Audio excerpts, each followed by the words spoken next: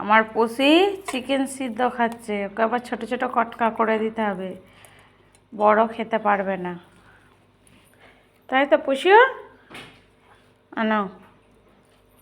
ও আবার রান্না চিকেন খাবে না, ওকে এরকম সিদ্ধ করে দিতে হবে। আর রান্না চিকেন খাওয়ালে লবণ হলুদ থাকলে ওদের লোমটা বিশাল ঝরে, তার জন্য রান্নাটা ওকে খাওয়া অভ্যাস করিনি। চিকেন বলো আর মাছই বলো, সিদ্ধ করেই খাওয়ানো অভ্যাসটা করেছি ছোট থেকে।